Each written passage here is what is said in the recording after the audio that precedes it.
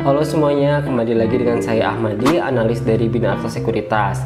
Di sini saya akan membawakan materi tentang inflasi, khususnya inflasi Indonesia di tahun 2022. Nah, menurut Bank Indonesia kan inflasi diartikan sebagai kenaikan harga barang dan jasa secara umum dan juga terus-menerus dalam jangka waktu tertentu.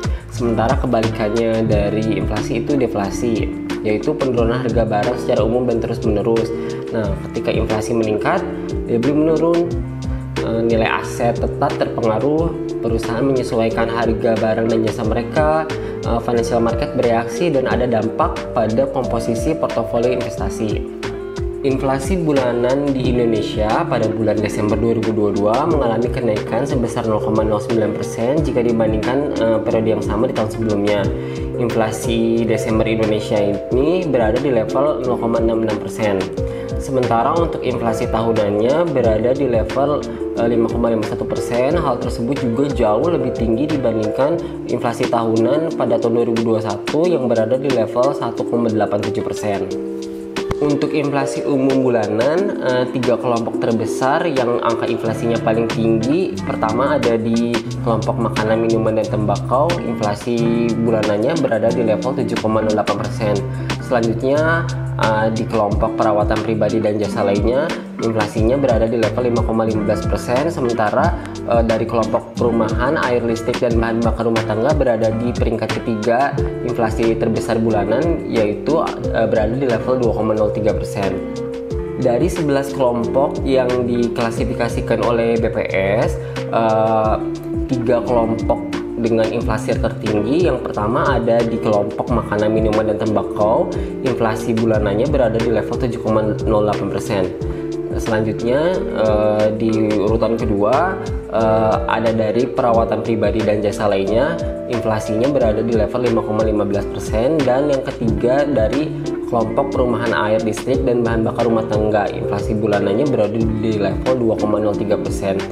Nah, inflasi tersebut naik karena ada kenaikan dari tarif air minum PAM, beras, telur ayam ras, kontrak rumah, daging ayam ras, dan harga tomat yang naik di bulan Desember 2022.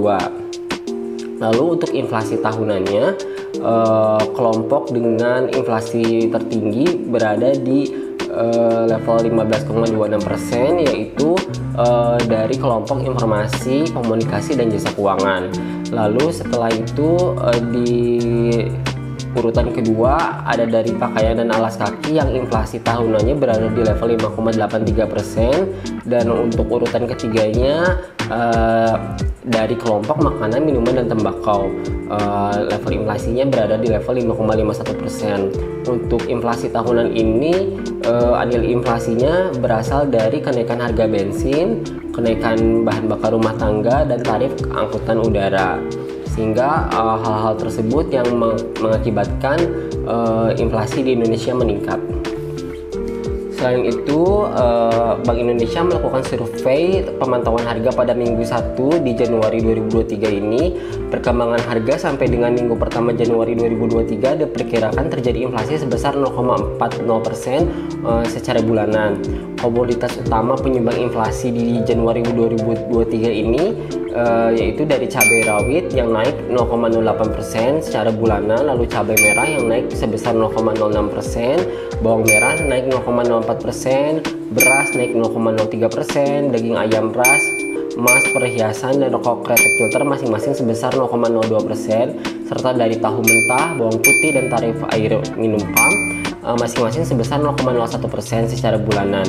Sementara itu untuk beberapa komoditas yang menyumbang deflasi pada periode ini, yaitu dari komoditas bensin yang turun sebesar 0,06%, telur ayam ras deflasi 0,02%, dan angkutan udara 0,01% secara bulanan.